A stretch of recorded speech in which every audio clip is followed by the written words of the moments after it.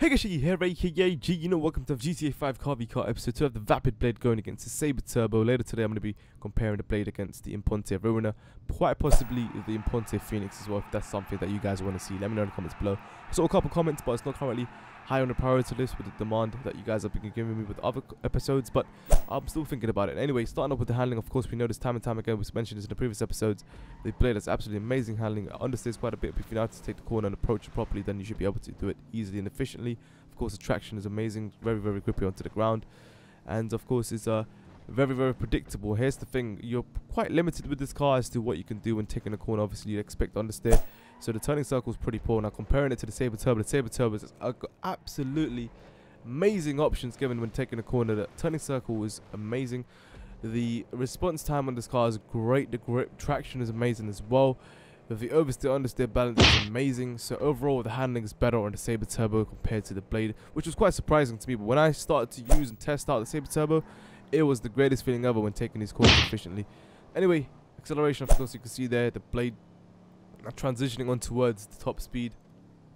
You see here as we sort of take off, obviously we know the Blade's got amazing acceleration. Now you see when paying close attention as I keep looking back, eventually at this point Sabre Turbo is slowly creeping up, and it will overtake, and it will keep going further and further away, meaning that the top speed is better on the Sabre Turbo, which is interesting. And I don't know, in a way it was slightly expected because the majority of the cars were smashing the top speed. But this is another interesting, the Blade actually has more torque than the Sabre Turbo, so that's another, I don't know, 2-2 right now. It's pretty crazy. Damage test, $413 as we expect for the Blade. Of course, Sabre Turbo, $350 to repair that. So the Sabre Turbo is more durable than the Blade. Currently 3-2. Customizable options, 18 options available on the Vapid Blade. On the other hand, the Sabre Turbo has 25 options, so similar to the Dominator there, which is quite interesting, making that 3-2. Sorry, it should be 4-2 as we speak right now. 4-2. So, wow, Sabre Turbo is currently dominating the scene. Now, you see all the parts here, quite a bit on the Sabre Turbo. So, definitely given the customizable options point there to this car. You even got the roll cages, spoilers as well.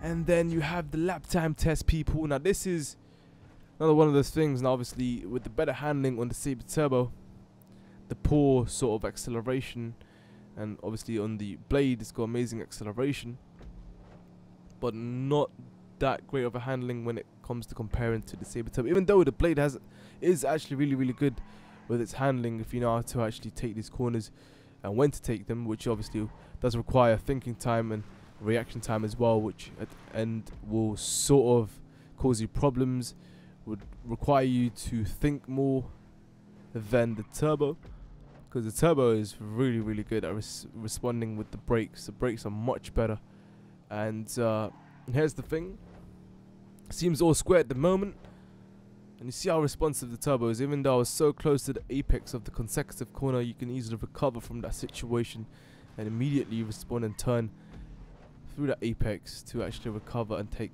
that same line that you wanted. So mistakes can be easily recovered with the Turbo than the Blade. The Blade is not forgiving if you do make mistakes on a corner. That's one thing you gotta take into consideration. Now you see all square right now, approaching the final sector of the track, and this is where the Blade starts to sort of kick in with its consecutive turns. If you stick to the lines, obviously control your speed. That's one important thing, because when a car understeers a lot, you really have to let go of acceleration, really to sort of line your car up, prepare yourself for the next corner. So that's one thing you don't have to worry about with the Sabre Turbo. So it really is a friendly car for all sorts of skill level, but the Blade itself, you really want to execute it, you really need to concentrate, and eventually you would end up beating majority of the lap times compared to the muscle cars.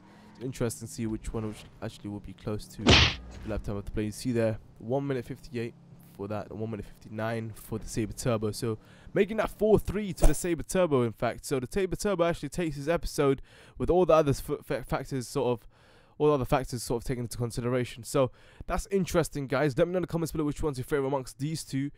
This is definitely one of those episodes which really took me out by surprise.